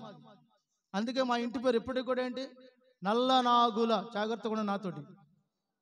హల్లెలూయా. నాతో చాలా జాగ్రత్తగా ఉండాలి. నా పేరేంటి? ఇంటి పేరేంటి? నల్ల నాగుల. పాము కడుపును పుట్టినాం. ఏం చేస్తాం మరి? గతంలో మా తండ్రి కాలం ముందు 4 తరాల ముందు సర్పం జన్మించింది కడుపున. అందువల్ల అటువంటి పరిస్థితుల్లో మేము రావాల్సి వచ్చింది. శాపాన్ని మోసాం. ఎవరు విడిపిస్తారండి? మా నాన్నగారు ఎన్నో పూజలు జరిపించేవాడు. బ్రాహ్మణ కుటుంబంలో పుట్టి ప్రభువుని తెలుసుకొని స్వార్థ ప్రకటిస్తున్నామనంటే ఆషామాషి కాదు. ప్రభు కొరకు ఎంత వైరాగ్యంగా, రోషంగా, ఏ స్థితిలో ఇక్కడికి వచ్చామో మీ అందరికీ తెలుసు. ఏ స్థితిలో దేవుడు నిలబెడుతున్నాడో మీకు తెలుసు. ఇంకా రాబోయే దినాల్లో ఏ స్థితికి తీసుకెళ్తాడో ఊహించలేము. ఎందుకంటే నేను మనుషుల వలన ఇక్కడికి రాలేదు, మనుషుల ప్రేరేపణ వల్ల రాలేదు, మనుషుల్ని ఆధారం చేసుకుని రాలేదు, డబ్బుని ఆధారం చేసుకుని రాలేదు, ఆస్తిని ఆధారం చేసుకుని రాలేదు, బంధు బలగమును ఆధారం చేసుకుని రాలేదు. కట్టుబట్టలతో దేవుడి ప్రాంతానికి వెళ్ళమంటే సమస్తం విడిచిపెట్టి కట్టుబట్టలతో వచ్చాం ఈ ప్రాంతానికి. పూర్వగుడిసెలో ఉన్నాం, కరెంటు లేకుండా సంవత్సరం పైన ఉన్నాం, సంవత్సరంన్నర పైన కటిక చీకట్లో ఉన్నాం. వీధి లైట్లు లేవు, కరెంటు లేదు, పోల్స్ లేవు. గుడి దీపం పెట్టుకుని లాంతరు పెట్టుకుని ఉండేవాళ్ళం. ఆ లాంతరు ఎప్పుడు ఆరిపోతుందో తెలియదు. దానిలో కిరోసిన్ లేదు, ఆధార్ కార్డు లేదు, రేషన్ కార్డు లేదు, ఓటు హక్కు లేదు. ఇక్కడికి వచ్చిన తర్వాత అన్ని పుట్టించుకున్నాం. దేవుడు మమ్మల్ని పంపకపోతే, దేవుడు మమ్మల్ని ఏర్పరచకపోతే, దేవుడు మమ్మలను గణపరచకపోతే, దేవుడు మాతో లేకపోతే మేము ఈరోజు ఈ స్థితిలో ఉండేవాళ్ళం కదా. ఇది అసాధ్యం అనిపించింది. అందుకే నేనేం చెప్తున్నానంటే, దేవుని వాక్యం అంటుంది, యేసయ్య నిన్ను ప్రేమిస్తున్నాడు, నీకోసమే తన కుమారుని పంపించాడు. ఎందుకు వచ్చాడు యేసయ్య? నీ స్థితిగతులు మార్చడానికి. అంతే. యేసయ్య నీ స్థితిగతులు మార్చడానికి వచ్చాడు, నీ పరిస్థితులను చేంజ్ చేయడానికి వచ్చాడు, నీ వ్యసనం నుంచి విడిపించడానికి వచ్చాడు, నీ పాపం నుంచి విడిపించడానికి వచ్చాడు. దేవుడికి ఏమైనా తక్కువ అండి? చాలా మందికి దేవుడు అంటే నిర్వచనం తెలియదు, దేవుని రూపం తెలియదు, దేవుడు ఎలా ఉంటాడో తెలియదు, దేవుడు అనుటకు ఎవరు యోగ్యులో తెలియదు, దేవుని యొక్క పరిశుద్ధతను గురించి ఏమీ తెలియదు. కానీ మనం ప్రార్థన చేస్తూ ఉంటాం. తెలుసుకోవాలి. మొదట ఏం చేయాలి? తెలుసుకోవాలి. నీ పిల్లల్ని ఉద్యోగం చేయించడానికి కోసం నువ్వు ఎక్కడ జాయిన్ చేస్తే బాగుండు అని ఆలోచన చేస్తావు. ఏ కాలేజీలో బాగా చెప్తారు, కాలేజీలో జాయిన్ చేసేటప్పుడు 10th క్లాస్ అయిపోగానే ఏం సబ్జెక్ట్ తీసుకుంటే బాగుంటుందని ఆలోచన చేస్తావు. తర్వాత ఇంటర్మీడియట్ అయిపోగానే ఎక్కడికి తీసుకెళ్తే బాగుండు, ఏంటి నెక్స్ట్ ఏంటి అని ఆలోచన చేస్తావు. నీ పిల్లల భవిష్యత్తు కోసం నువ్వెంతో ఆలోచిస్తున్నావు కదా. నా ప్రభువు నిన్ను గురించి అధికంగా చింతిస్తున్నాడు. నా ప్రభువు నిన్ను గురించి ఆలోచన చేస్తున్నాడు అండి. నువ్వే దేవునికి అనేక సార్లు దూరంగా వెళ్ళిపోతున్నావు. కానీ యేసయ్యని నిత్యము ప్రేమిస్తున్నాడు. నువ్వంటే యేసయ్యకి వల్లమాలిన ప్రేమ. ఎంత ప్రేమ అంటే, నువ్వు ఒక్కసారి ఆయన దగ్గరికి వస్తే నీ చెయ్యాన్ని పట్టుకుని వదలడు, నువ్వే వదిలేస్తుంటావు. అంతే. అప్పుడప్పుడు నువ్వే వదిలేస్తుంటావు. మీలో ఎవరైనా యేసు ప్రభు నన్ను పూర్తిగా వదిలేశాడని చెప్పగలరా? గుండె మీద చేసుకుని చెప్పండి. ఎవరు చెప్పలేరు. నేను ఆయన వదిలేశానయ్యా అనేక సార్లు అని చెప్తారు. ఎందుకని? నువ్వు ప్రార్థన చేసిన ప్రతిసారి నీ అవసరం తీర్చలేదా? దేవుడు నువ్వు అడిగిన ప్రతిసారి నీ అక్కర తీర్చలేదా? దేవుని వాక్యం అంటుంది, ఆయన నిన్ను ప్రేమించి నీ కొరకు రక్షకుడుగా వచ్చి నీ పరిస్థితులను మార్చి నిన్ను ఆశీర్వదించడానికి యేసయ్య లోకానికి వచ్చారు. దేవునికి స్తోత్రం. హల్లెలూయా. ఆయనలో జీవముండెను. చదవండి ఆ మాటను. ఆ జీవము మనుషులకు వెలుగై ఉండెను. ఆ వెలుగు చీకటిలో ప్రకాశించుచు ఉన్నది. కానీ చీకటి దానిని గ్రహింపకుండెను. దేవుని యొద్ద నుండి పంపబడిన ఒక మనుషుడు. 9వ వచనం. నిజమైన వెలుగు ఉండెను, అది లోకములోనికి వచ్చుచు ప్రతి మనుషుని వెలిగించుచున్నది. ఆయన లోకములో ఉండెను, లోకము ఆయన మూలముగా కలిగిందట. అంటే ఆయన ద్వారా కలిగింది, ఆయన మూలముగా కలిగింది. చూసారు ఎంత చక్కగా రాయబడిందో. లోకములోనికి నిజమైన వెలుగు. ఏ వెలుగంట? నిజమైన వెలుగు వచ్చిందంటే దానికి ముందు ఏమొచ్చింది చెప్పండి? నిజమైన వెలుగు రాకమునుపు ఏమొచ్చినాయి? అబద్ధపు వెలుగులు వచ్చాయి. అర్థమైందా? నిజమైన వెలుగుకు ముందు అబద్ధపు వెలుగులు వచ్చాయి. వెలుగునకు వ్యత్యాసం ఉంటుంది. అర్థమవుతుందా మీకు? ఇప్పుడు ఇక్కడ మనకు కనబడుతున్న లైట్లు, ఒక లైట్కి ఎంత వ్యత్యాసం ఉంది? అది లైటే, ఇది లైటే. దీని కాంతి వేరు, దాని కాంతి వేరు కదా. దేవుని వాక్యం అంటుంది, నిజమైన వెలుగుగా యేసయ్య లోకానికి వచ్చాడు. ఎందుకో? నిజమైన వెలుగు నువ్వు చేరుకుంటే వెలిగించబడతావు. నిజమైన వెలుగు నువ్వు చేరుకుంటే ఏమవుతావు? వెలిగించబడతావు. దేవుని వాక్యం చూడండి. నిజమైన వెలుగు ఉండెను, అది లోకములోనికి వచ్చుచు ప్రతి మనుషుని ఏం చేస్తుందంట? వెలిగిస్తుంది. ప్రతి మనుషుని వెలిగిస్తుందంట. నా జీవితాన్ని వెలిగించింది, మీ అందరి జీవితాలను వెలిగించింది. ఎందరో జీవితాలను యేసయ్య వెలుగు ఏం చేస్తుంది? వెలిగిస్తూ ఉంది. మా ఆత్మీయ తండ్రి దైవజనులు నేసన్న గారు ఈ యొక్క పండుగలు వస్తున్నప్పుడు ఆ పండుగల్లో దీపాలు వెలిగిస్తుంటారు కదా. వెలిగిస్తున్నప్పుడు ఆ దీపాలు చూసి అవి ఆరిపోతూ ఉంటే, మనుషులు వెలిగించిన దీపాలు ఎలా వెలుగుతూ ఉంటాయి. కానీ యేసయ్య ఒకసారి వెలిగిస్తే ఆ దీపం ఆరిపోదు కదని అప్పుడు రాశారు ఆ పాట. నా దీపము యేసయ్యా నీవు వెలిగించినావు, సుడిగాలిలోనైనా జడివానలోనైనా ఆరిపోదులే నీవు వెలిగించిన దీపము. నీవు వెలిగించిన దీపము, నీవు వెలిగించిన దీపము. యేసయ్య వెలిగించిన దీపం ఎప్పటికీ కూడా ఆరిపోదు. నా దీపాన్ని యేసయ్య వెలిగించాడు. నాకు 16-17 సంవత్సరాల వయసులో వెలిగించాడు. ఇప్పటిదాకా ఆ దీపం ఆరిపోలా. ఇప్పటి వరకు ఆ దీపం ఆరిపోలా. అది దేదీప్యమానంగా ప్రకాశిస్తూ అనేకుల జీవితాలను బాగు చేస్తూ, ఇదిగో మీ ప్రాంతాన్ని కూడా వెలిగించడానికి నన్ను తీసుకొచ్చిన దీపం. Praise the Lord. హల్లెలూయా. చూడండి, ఒక క్యాండిల్ వెలిగించబడితే ఆ ఒక్క క్యాండిల్తో కొన్ని 100 క్యాండిల్ వెలిగించవచ్చు కదా. నిప్పు తీసుకొని వెళ్ళి అని అన్నాం అనుకోండి, అది వెలుగుతుందా? వెలగదు. వెలుగును, నిజమైన వెలుగే నిజమైన జీవితాలను వెలిగించగలదు. దేవునికి మహిమ కలుగును గాక. హల్లెలూయా. నిజమైన వెలుగే నిజమైన జీవితాలను కట్టగలదు.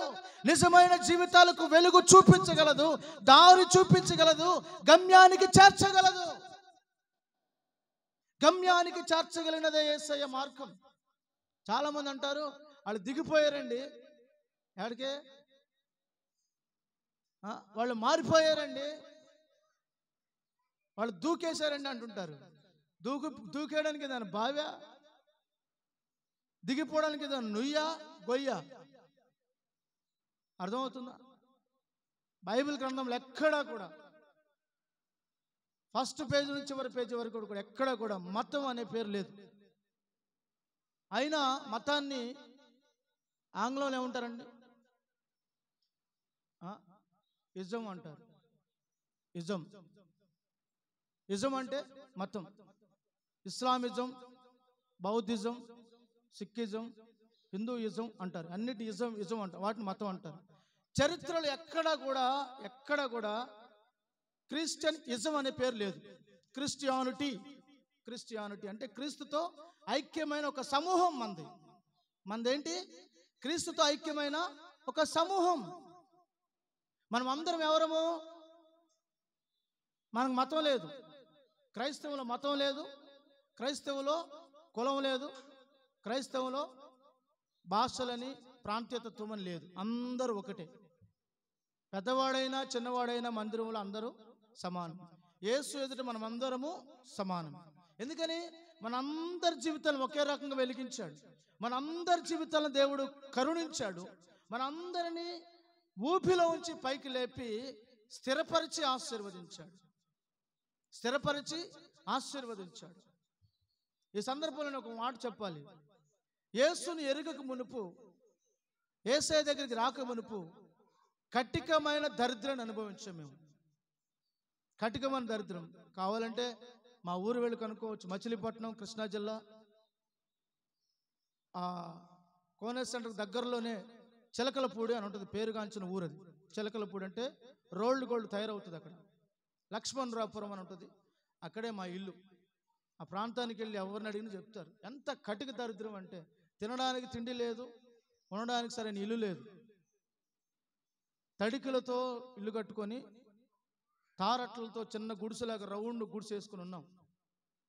ఈ రోజున యేసుని అంగీకరించిన తర్వాత మా జీవితంలో శాపాలు ఎటుపోయినాయో, పాపాలు ఎటుపోయినాయో, ఆశీర్వాదం పెళ్ళుపుకి వచ్చింది. దేవునికి స్తోత్రం. హల్లెలూయా. నేను దీవించబడ్డాను, నా తల్లిదండ్రులు దీవించబడ్డారు, నా పిల్లలు దీవించబడ్డారు, మా తమ్ముడు కుటుంబం కూడా దీవించబడింది. దేవుడు మమ్మల్ని అందరిని దీవెనగా ఎందుకు ఉంచాడంటే, ఇదే దేవుని వాక్యం చెప్తుంది. నిజమైన వెలుగు ఉండెను, అది లోకములోనికి వచ్చుచు ప్రతి మనుషుని వెలిగిస్తుంది. కానీ లోకము ఆయన మూలముగా కలిగిన గాని లోకం ఆయన తెలుసుకోవడంలా. లోకం ఏం చేయట్లేదు? ఆయన తెలుసుకోవట్లా. తెలుసుకున్నవాడు బాగుపడతాడండి. తెలుసుకోలేని వాడు ఏం చేస్తాడు? ఇక అంతే వాడి జీవితం. కానీ దేవుని మహాకృప, ఆయనే మమ్మల్ని రక్షించాడు కనుక ఈరోజు మా బంధకాల నుంచి విడుదల పొందాం. దేవుని నమ్మిన తర్వాత మనకి ఇంకా వాస్తు మూలాలు ఉంటాయండి? ముహూర్తాలు ఉంటాయా? మంచి రోజు చెడు రోజు ఉంటుందా? ఉండవు. ఎందుకని? వాటి నుంచి ఎప్పుడో మనల్ని విడిపించాడు దేవుడు. దేవుని వాక్యం అంటుంది, క్రీస్తు యేసునందున్న వారికి ఏ శిక్షయు విధియు లేదు అని రాయబడింది. అంటే విధి రాత అంటే తలరాత. ఇది తలరాత అట్లాంటివి మనకి క్రైస్తవ్యంలో ఉండవు. అర్థమవుతుందా? ఒక ఆయన అన్నాడు, ఏమన్నాడంటే, మీరు క్రాస్ నమ్ముకున్నారు కానీ మీ క్రాస్తో సంబంధం ఏముంది అన్నాడు. స్థలం క్రాస్ ఉందండి అన్నాడు. చూసి ఆయన స్థలం క్రాస్ ఉందన్నాడు. అంటే ఉందండి, ఉంటే ఏమైందిలే అన్నాను నేను. అవునులేండి, మీరు క్రాస్ నమ్ముకున్నారు కదా, క్రాస్తో మీకేం సంబంధం అన్నాడు. బాగుంది ప్రాస. ఏంటది? క్రాస్ అంటే సిలువను నమ్ముకున్నాం కాబట్టి మనకి వీటితో పని లేదు. ఎందుకని? యేసయ్య రక్తం అన్నిటి నుంచి మనకు విడుదల చేసేసింది. పాప శాప బంధకాలు అన్నిటి నుంచి విడుదల. ఏ తలరాత విధిరాత మనకు లేదు. వాస్తుతో సంబంధము లేదు, ముహూర్తంతో సంబంధం లేదు. ప్రతిరోజు మనకు దేవుడు మంచి రోజుగా చేశాడు. అమావాస్య సైతాన్గా నువ్వు తీసుకో, పౌర్ణమి యేసు ప్రభు నేను తీసుకుంటాను, ఇద్దరు పంచుకున్నాను అనుకుంటున్నారా? అమావాస్య కొంతమందికి చీకటి అంటే భయం అన్నట్టు అమావాస్య అంటే భయం. అన్ని రోజు దేవుని వాక్యం రాయబడింది. ప్రతి దినము 6 దినములు ఆయన ప్రతిరోజు ఆదికాండం మొదటి అధ్యాయం రాయబడింది. మంచిది మంచిది, మంచిది, మంచిది, మంచిది అన్నాడు. ప్రతి దినము మంచి రోజే. యేసుని నువ్వు ఎప్పుడైతే కలిగి ఉన్నావో ఆ గడియ మొదలుకొని నీ దినంలో మంచి రోజులే. దేవుని స్తోత్రం. ప్రతి దినం మంచిదే. కొంతమంది పిల్లి ఎదురొచ్చింది అనుకోండి, ఇక వెళ్ళరు. ఎవరైనా తుమ్మాడు అనుకోండి, వెళ్ళరు. ఎవరైనా భర్త చనిపోయిన వాళ్ళు ఎదురొచ్చారు అనుకోండి, ఇక అంతే, ఆగిపోతారు, ఇక ప్రయాణాలు ఆపేసుకుంటారు కదా. ఎందుకంటే గతంలో ఇవన్నీ మేము చేసిన వాళ్ళం, అందుకే చెప్తున్నా, అనుభవంతో చెప్తున్నా. కానీ ఇప్పుడు క్రీస్తునందున్న నీకు ఏదియో అడ్డు రాదు. ప్రభు కృప నీతో ఉంటే, నిన్ను కాపాడగలిగిన శక్తివంతుడే నీతో ఉంటే, ఇంక నీకు వాడితో పని ఏంటి? నిన్ను ప్రొటెక్ట్ చేయగలిగిన వాడు, నిన్ను సంరక్షించి పోషించగలిగిన వాడు ఆయన ఏమంటున్నాడు? ఇదిగో నీకు ముందుగా నా దూతలు పంపుచున్నాను, వారు నీ పాదములు కూడా రాయి తగలకుండా నిన్ను ఎత్తిపట్టుకుంటారు. దేవుడే నీకు ఆలోచనకర్తగా ఉంటాడు, ఆలోచన చెప్పి నడిపిస్తాడు. అందుకని ఆయనకు ఏమని పేరు పెట్టబడి తెలుసునా? యెషయా గ్రంథం 9:6 ఏలయనగా మనకు ఎవరు పుట్టారంటండి? ఇప్పుడు కాసేపట్లో పిల్లలు వేస్తారు మీకు, శిశువు ఎలా పుట్టాడు. దేవుని స్తోత్రం. ఏలయనగా మనకు శిశువు పుట్టెను, మనకు కుమారుడు అనుగ్రహించబడెను. ఆయన భుజం మీద ఏముందంట? రాజ్యభారం ఉంది. ఆయన పేరేంటి? అందరు చెప్పండి, అందరు బిగ్గరగా. ఏం పేరు ఆయన పేరు? చూడండి, మన యేసయ్య పేరే ఆశ్చర్యకరుడు. మరి ఇక నమ్మిన వారి జీవితంలో ఆశ్చర్యమైన కార్యాలు చేయకుండా ఉంటాడా ఆయన? నమ్మిన వారు అందరి జీవితాలు ఆశ్చర్యమైన కార్యాలు, ఊహకు మించిన ఘనమైన కార్యాలు చేస్తాడు. తర్వాత ఆలోచనకర్త. ఎవరంటే ఆయన? ఒకటి ఆశ్చర్యకరుడు, రెండు ఎంత గొప్ప దేవుణ్ణి కలిగి ఉన్నామండి. ఒకసారి చప్పట్లు కొడుతూ దేవుణ్ణి మహిమపడదామా? హల్లెలూయా. అందుకే దేవుని వాక్యం రాయబడింది ఏంటి తెలుసునా? ఇట్టి దేవుడు గాగల జనులు ధన్యులని రాయబడింది బైబిల్లో. ఇట్టి దేవుడు గాగల జనులు ధన్యులు. మనం ఎవరమో తెలుసా? ధన్యులమండి, మనం భాగ్యవంతులం. యేసయ్య దొరకడం మన అదృష్టం. నా మటుకు నా అదృష్టం. యేసయ్యని ఏ రోజు నమ్ముకున్నాడో అప్పుడే నాకు కలిసి రావడం ప్రారంభమైంది. Praise the Lord. హల్లెలూయా. కనుక కలిసి వచ్చే దేవుడు మనం నమ్ముకున్నాం, కలిసి వచ్చింది మనకంతా కూడా. ఎందుకంటే ఆయన పేరే ఆశ్చర్యకరుడు. ఆయన మనకు ఆలోచన చెప్పేవాడు. ఎటు వెళ్ళాలో, ఎటు వెళ్ళకూడదో, ఎవరితో మాట్లాడకూడదో, ఎవరితో మాట్లాడాలో, ఎలా నడుచుకోవాలో, ఏ సమయానికి ఏం చెప్పాలో, ఏ సమయానికి ఎలా మాట్లాడాలో మనకు ఆలోచన చెప్పేవాడు. కీర్తనాకారుడు దావీదు అంటాడు, దేవుని వాక్యం సెలవిస్తుంది కీర్తనల గ్రంథంలో, నీ మీద దృష్టి ఉంచి నీకు ఆలోచన చెప్పి నువ్వు నడవవలసిన మార్గములో నీ చెయ్యి తానే పట్టుకుని నడిపిస్తాడంటండి. అబ్బా, కన్న తల్లి తన బిడ్డను చెయ్యి పట్టుకుని రారా నాయనకల ఆయన తీసుకుని వెళ్ళినట్లుగా యేసయ్య నిన్ను తన చెయ్యి పట్టుకొని నువ్వు ఎటు వెళ్ళాలో, ఏ మార్గం వెళ్ళాలో నీకు ముందుగా ఆయన వెళుతూ నడిపిస్తాడంటండి. ఎంత గొప్ప భాగ్యం అండి మనకి. ఎవరండి మనం చేయి పట్టుకుని నడిపించేది? కన్న తల్లి 2 సంవత్సరాలు నడిపిస్తుంది, 3 సంవత్సరాలు నడిపిస్తుంది, తర్వాత నడవరాని వదిలేస్తుంది. కండి ఆడు పడతా లెగుతున్నా కానీ చూస్తూ ఉండదు, అంతే, పట్టించుకోదు కదా. కానీ యేసయ్య మనల్ని కడ వరకు నడిపించేవాడు, నిత్యము నడిపించేవాడు.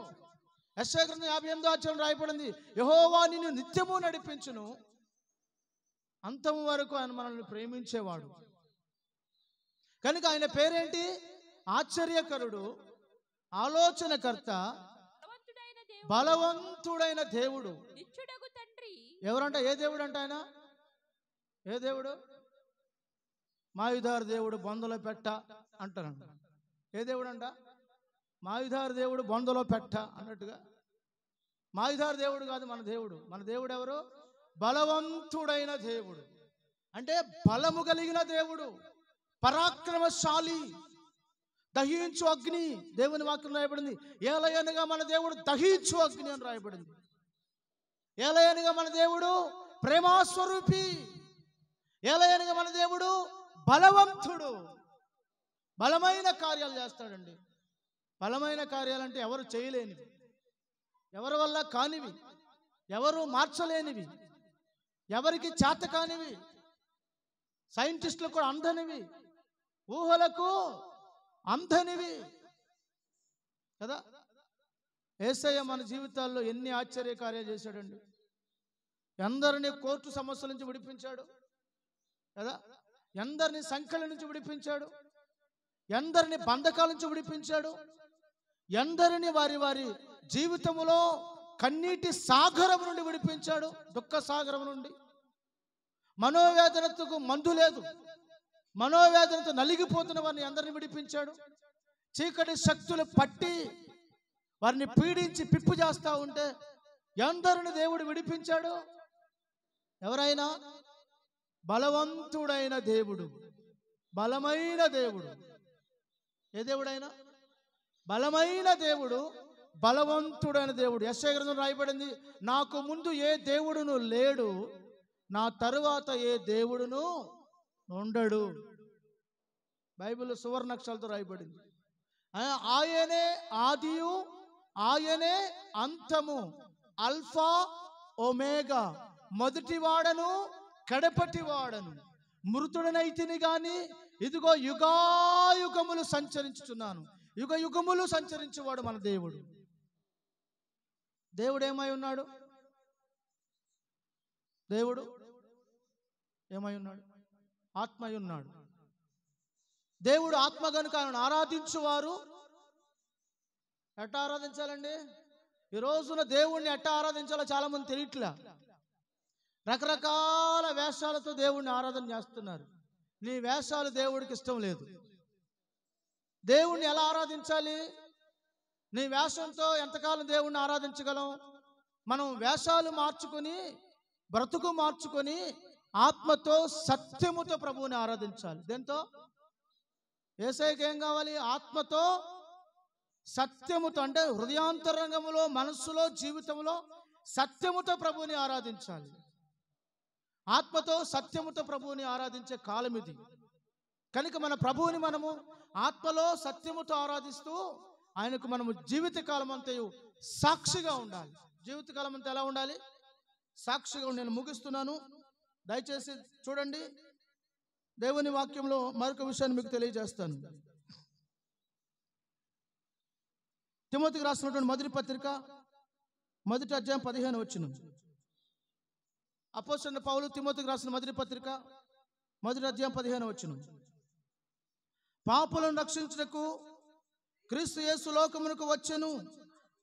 వాక్యము నమ్మదగినదియు పూర్ణాంగీకారమునకు. హల్లెలూయా. ఏంటంటే పాపులను రక్షించుటకు. ఎవరిని రక్షించడానికి వచ్చాడు యేసయ్య? నశించిన దాన్ని చదువుకున్నాం. లోకాన్ని రక్షించడానికి వచ్చాడని చదువుకున్నాం. ఇక్కడ స్పష్టంగా రాయబడింది, పాపులను రక్షించుటకు క్రీస్తు యేసు లోకములోనికి వచ్చాడు. మన పూర్వీకులు ఏమన్నారు? దుష్ట శిక్షణ, శిష్య రక్షణ అన్నారు. లోకమంతా ఎవరితో ఉందండి? దుష్టుని యందు ఉంది. లోకంలో పాపం చేయనోడు ఎవడో? ఇప్పుడు ప్రతి మనిషిని ఏం చేయాలి? పాపం చేసిన ప్రతి మనిషిని చంపుకుంటూ పోవాలి. ఇప్పుడు చంపుకుంటూ పోతే మిగిలేది ఎవడో? ఎవడు మిగలడు? ఎవడు మిగులుతాడండి? ఇప్పుడు నువ్వు పాపం చేసావు లేదా అని నేను చంపేశావు అనుకో, చేసాను, చంపేశావు. ఆడు పాపం నువ్వు చేసావా? చేసావు, చంపేసావు. నువ్వు చేసావా? చంపేసావు. అందరూ చంపుకుండా పోతే ఇంక బతికేది ఎవడు? ఇంక నువ్వు రక్షించేది ఎవరిని? అర్థమైందా? నువ్వు రక్షించేది ఎవరిని? నువ్వు బతికించేది ఎవరిని? దేవుని వాక్యం ఏమంటుంది తెలుసునా? యేసు లోకానికి ఎందుకు వచ్చాడంట? ఎందుకు వచ్చాడు? పాపులను రక్షించడానికి. అది ఎవరిని రక్షించడానికి? పాపులను రక్షించడానికి. ఒక అమ్మాయిని పట్టుకొచ్చారు యేసు ప్రభు ముందుకి. రాళ్లతో తరుముకుండా తీసుకొచ్చారు ఆమెను. తీసుకొచ్చి, యేసు ప్రభు ఇదిగో పాపం చేస్తుండగా పట్టుకున్నాం. ఒరే పట్టుకున్నారు, బాగానే ఉంది, కానీ మరి ఈ అమ్మాయితో పాపం చేసిన ఆడెక్కడరా? ఆయన వదిలేశారు వీళ్ళు పెద్దలు. అర్థమైందా? మనోడ విచిత్రమైన తీర్పులు ఎలాగే ఉంటాయి. మనోళ్ళందరూ మనుషుల తీర్పులు ఎలాగే ఉంటాయి. ఇద్దరు పాపం చేశారు, ఒకడే చేశారా? ఇద్దరు చేశారు. మరి ఆడేడి? ఆయన వదిలేశారు. ఎందుకంటే ఆడు ఊరు పెద్ద, గ్రామం పెద్ద, లేకపోతే పంచాయతీకి పెద్ద అయి ఉంటాడు. వాడిని వదిలేశారు. వాడు డబ్బు గల్లాడో అధికారం గల్లాడో ఆయన వదిలేశారు. పాపం ఆడితో పాపం చేసిన ఈ అమ్మాయిని పట్టుకొచ్చారు, రాళ్లతో కొట్టుకుంటా. అది కూడా రాళ్లతో కొట్టుకుంటా తరుముకుంటా వస్తే ఈ మనిషి పాపం చేస్తుండే మేము పట్టుకున్నామయ్యా, ఇప్పుడు ధర్మశాస్త్రం ప్రకారం ఇవి రాళ్లతో కొట్టి చంపాలి అని అంటా ఉంటే యేసుప్రభు ఏమన్నా తెలుసా? మీలో పాపము చేయని వాడు ఎవడో వాడు మొదట రాయి వేయమన్నాడు. రాయి వేయొద్దని చెప్పలే యేసుప్రభు. అర్థమవుతుందా మీకు? వేయండి, రాయి వేయండి, ధర్మశాస్త్రం ప్రకారం రాయేసి చంపు కొట్టాలా. కానీ మీలో పాపం చేయనివాడు ఎవడో వాడు మొదట రాయి వేయమని చెప్పాడు. ఇక ప్రతి ఒక్కడు రాళ్ళు పట్టుకుని రెడీగా ఉన్నారు కొట్టేద్దామని. ఇక ప్రతి ఒక్కడు యేసు ప్రభు నేల మీద ఏదో రాస్తున్నాడు. ఒరే నా పాపమే రాస్తున్నాడు యేసు ప్రభు నేల మీద, అదిగో నా పాపం అంతా ఆయనకు తెలుసు, ఆయన రాసేస్తున్నాను దేవుడు కదని చెప్పేసి ప్రతి ఒక్కడు రాయి అక్కడ పడేసి ఒక్కడో లేడు, అందరూ పారిపోయారు. చిన్నలు మొదలుకొని పెద్దల వరకు అందరూ పారిపోతే అప్పుడు యేసు ప్రభు ఏమన్నా తెలుసా? అమ్మా ఏమని పిలిచాడండి? కమ్మని, బహు కమ్మని. యేసయ్య పిలుపు బహు కమ్మనిదండి. యేసయ్య ప్రేమ మధురాతి మధురం. ఈరోజు యేసు ప్రభువుని గురించి కొన్ని కోట్ల పాటలు వచ్చాయి. ఎన్ని కోట్లు? పాడిందే పాడరా పాసిపడ దాసరా అని ఒక పాట గతాలు సంవత్సరాలు పాడడం కాదు యేసు ప్రభువుని గురించి. ఒక్కొక్కరు హృదయాంతరంగా వాడు చేసిన, యేసు వారికి చేసిన అద్భుతమైన క్రియలను వర్ణించి పాడుతున్నారు యేసు ప్రభు గురించి కదా. నీ జీవితంలో దేవుడు చేసిన వింతైన కార్యాలను బట్టి నువ్వు ఒక పాట రాస్తావు. ఎందుకని? దేవుడు నిన్ను, నీ జీవితంలో అద్భుతాలు చేశాడు, నీ ఆశ్చర్య కార్యాలు చేశాడు, ప్రేమతో నింపాడు, విడిపించాడు, ఆశీర్వదించాడు, దీవించాడు, ఒక స్థితికి తీసుకొచ్చాడు. నువ్వెలా మర్చిపోతావు ఆయన ప్రేమను? మర్చిపోతావా? మర్చిపోతే మనకంటే ఇంక దౌర్భాగ్యులు ఎవరు? దేవుని స్తోత్రం, హల్లెలూయా. కనుక ప్రభు మనల్ని ఇంతగా ప్రేమించాడు. కనుక యేసు మనల్ని రక్షించడానికి ప్రాముఖ్యమైన కారణం, మనము పాపులమని తెలిసి, ఏం తెలిసి? పాపులమని తెలిసి, పాపములో పడిపోతున్నామని తెలిసి, పాపము నుంచి విడిపించడానికి, రక్షించడానికి యేసు లోకానికి వచ్చారు. అందరూ రాళ్లతో కొట్టమంటే యేసు ఆమెను ఏమి పిలిచాడు? అమ్మా ఎవ్వరూ నిన్నేమీ చేయలేదా? నేను కూడా నిన్నేమీ చెయ్యను, ఇక మీదట పాపము చెయ్యకు. అంతే. యేసు ప్రభు ఆ మాట పలికి క్షమించి ఆమెను పంపించేశాడు ఇంటికి. ఎవరికి ఉంటుందండి ఈ ప్రేమ? ఎవరు చూపించగలరండి ఈ ప్రేమ? ఎక్కడ దొరుకుతుందండి? ఏ మార్కెట్లో ఎంత లక్షల కోట్లు పెట్టి దొరుకుతుందండి ప్రేమ? ఈ ప్రేమలో ఎన్నున్నాయి? విడుదల ఉంది, స్వస్థత ఉంది, ఆరోగ్యం ఉంది, క్షేమం ఉంది, సమాధానం ఉంది, రక్షణ ఉంది, కాపుదల ఉంది. కాపరిగా మనల్ని కాపాడుతున్నాడు, తల్లి వలె లాలిస్తున్నాడు, తండ్రి వలె పోషిస్తున్నాడు, అన్న వలె మనల్ని ఆదరిస్తున్నాడు. తల్లి తన చంటి బిడ్డను కౌగలించుకున్నట్లుగా ఆయన మనలను కౌగలించు. ఇటువంటి ప్రేమ ఎక్కడైనా లోకంలో దొరుకుతుందండి. కనుక యేసయ్య ప్రేమను తలంచుకొని నువ్వు ప్రభువుని స్తుతిస్తూ ఈ రోజున దేవుని కొరకు సాక్షిగా బ్రతకవలసిన అవసరత ఎంతైనా ఉంది. దేవునికి స్తోత్రం, హల్లెలూయా. కనుక దయచేసి అందరూ మోకరించండి, ప్రార్థన చేసుకుందాం. ప్రతి ఒక్కరు కూడా మీ హృదయాలు, మీ జీవితాలు ప్రభు హస్తాలకు అప్పగించుకొని మిమ్మల్ని మీరు దేవునికి సమర్పించుకొని, ప్రభువా నా జీవితాన్ని వెలిగించడానికి వచ్చావు, నిజంగానే నన్ను వెలిగించావు, నన్ను రక్షించడానికి వచ్చావు, నన్ను రక్షించావు నాయనా తండ్రి, నన్ను క్షమించడానికి వచ్చావు, నన్ను క్షమించావు, నా పాపము నుంచి నన్ను విడిపించావు, నా స్థితిగతులను నువ్వు మార్చావు, నాకు ఆలోచన కర్తగా ఉన్నావు, ఆలోచన చెప్పి నడిపిస్తున్నావు నాయనా. బలవంతుడైన దేవుడిగా నా జీవితంలో బలమైన కార్యాలు, ఎన్నో ఊహకు మించిన కార్యాలు, శక్తివంతమైన కార్యాలు జరిగిస్తూ వచ్చావయ్యా అని అందరూ బిగ్గరగా స్వరమెత్తి దేవుని సన్నిధిలో ఒక బలమైన విజ్ఞాపన చేయండి. ప్రభువా నిన్ను కలిగిన నా జీవితం ఎంత ధన్యకరమైనదయ్యా, ఎంత ఆశీర్వాదకరమైనదయ్యా, ఎంత క్షేమకరమైనదయ్యా. నీలాంటి ప్రేమ నాకు ఎక్కడ దొరకదయ్యా. తల్లికుండునా నీ ప్రేమ, సొంత తండ్రికుండునా నీ ప్రేమ, అన్నదమ్ములకుండునా నీ ప్రేమ, మనుషుల ప్రేమ స్వార్థంతో కూడిన ప్రేమ, నీ యొద్ద నుండి ఏమీ ఆపేక్షించక నిన్ను ఒక పరిపూర్ణమైన ప్రేమతో ప్రేమించేదే నా యేసయ్య ప్రేమ. ఆయన నీకు విడుదలడానికి వచ్చాడు, నిన్ను స్వస్థపరచడానికి వచ్చాడు, నీ గాయాలు కట్టడానికి వచ్చాడు, నిన్ను విడిపించడానికి వచ్చాడు. మంచి సమరయుడుగా ఆయన నీ కొరకు వచ్చాడు లోకములో. నీ శాప బంధకముల నుంచి నిన్ను విడిపించడానికి యేసు లోకానికి వచ్చారు. ఆయన నిన్ను గురించి ఎంతగానో ఆలోచన చేస్తున్నాడు. నీ కొరకు తన ప్రాణమే అర్పించాడు, యేసయ్య. యేసయ్య ప్రేమ ఎంత గొప్పదో. ఆయన మార్గం సత్యమైన మార్గం, ఆయన మార్గం జీవమైన మార్గం, ఆయన మార్గం వెలుగైన మార్గం. ఆయన మార్గంలో చీకటి ఉండదు, ఆయన మార్గం సత్యవంతమైనది. ఆయన జీవమునివ్వడానికి వచ్చాడు, నిత్య జీవితాన్ని ఇవ్వడానికి వచ్చాడు. నీకు నిత్య జీవితాన్ని ఇవ్వడానికి వచ్చాడు. నీ తలరాతను మార్చడానికి వచ్చాడు, నీ శాపాన్ని మార్చడానికి వచ్చాడు, నీ కట్లను తెంచడానికి వచ్చాడు, బానిసత్వం నుంచి విడిపించడానికి వచ్చాడు, నీ సంఖ్యలను తెంచడానికి వచ్చాడు యేసయ్య. అది ఎటువంటిదైనా, ఎంతటిదైనా, ఎప్పటి నుంచో ఉన్నదైనా, అది ఘోరమైన శాపమైన, తరతరాలను నీవు అనుభవిస్తున్న వ్యాధులైనా, నా యేసయ్యకు అసాధ్యమైనది ఏదీ లేదు, నా యేసయ్యకు అసాధ్యమైనది ఏదీ లేదు. ఆయన బలవంతుడైన దేవుడు, ఆయన ఆశ్చర్యకరుడు, ఆయన అద్భుతకరుడు, ఆయన ఆలోచనకర్త, ఆయన నిత్యుడగు తండ్రి, ఆయన సమాధానములకు అధిపతి, నీకు సమాధానము కలుగ చేయువాడు, నిన్ను పోషించి సంరక్షించువాడు, నిన్ను పరిస్థితిని ఎరిగినవాడు, నిన్ను దూషించబడుతున్న నీ జీవితాన్ని చూసి, శపించబడిపోయిన నీ జీవితాన్ని చూసి, ఎవరు ప్రేమించని నీ జీవితాన్ని చూసి ఆయన నీ కొరకు దిగి వచ్చాడు.